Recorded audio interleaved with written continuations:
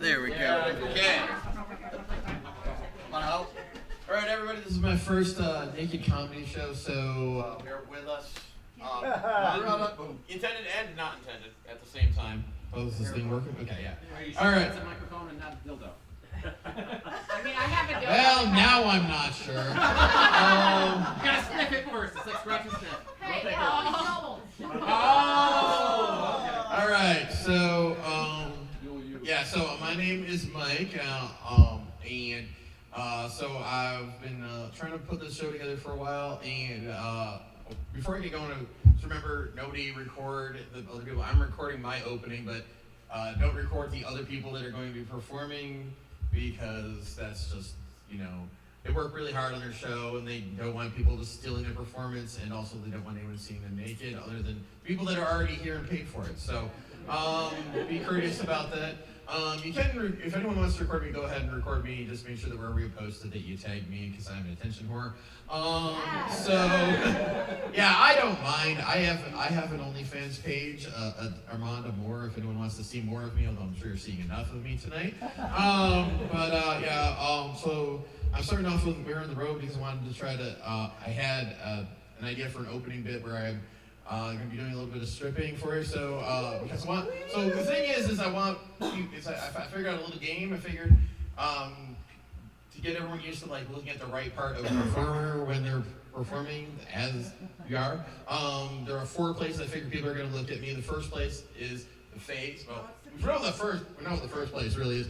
If you look there, you lose the game. But if you look at, so why don't you look up at my face? You're gonna look up at my face, because you always look at where the words are coming out of the person's mouth. That makes sense. The next place to look is my arm, because I got. That's coming off really hard.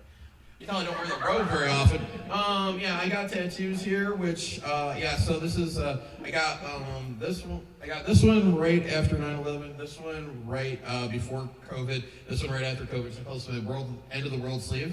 I'm pretty proud of the work I put into that ink. I do bicep curls and get myself into good shape there, but I have not kept up with the rest of my body, as you may have noticed. So it's kind of like Frankenstein, just blew the budget on one part and had to get the rest from Dollar Tree. It's like photoshopping the Rock's arm on a Jabba the Hutt's body. This is a bit of a mess. So the next part that we're going to look at is the belly is obviously where people would pay attention to, because it's big and fat. Everybody likes fat bellies. It's very good for comedy. I felt very subconscious about it for the longest time. And then a few years ago, I found out about dad bods, which I thought was like, oh, we just have a new way of making fun of fat guys. And I'm just, but then the girls are all like, oh no, we like fat, we like chubby guys. I didn't realize that. No one told me that while I still had hair. This is bullshit. What the fuck? So they waited until I got old, and now it's been several years, but it's just last month it finally sank in that I realized that now women might actually like this, and so I'm used to the idea. I've been used to the idea that I'm doing this is going to be mostly disgusting people, and I just have to overcome that. But now I have to deal with the fact that there is going to be a small portion in any audience that actually does want to see me take off everything. And that is a weird 180 to suddenly realize that I'm secretly sexy. I just did not. I'm 40. I'm going to turn 42 next week. I went through my entire life not knowing that this worked for some people. So I'm confused, very confused.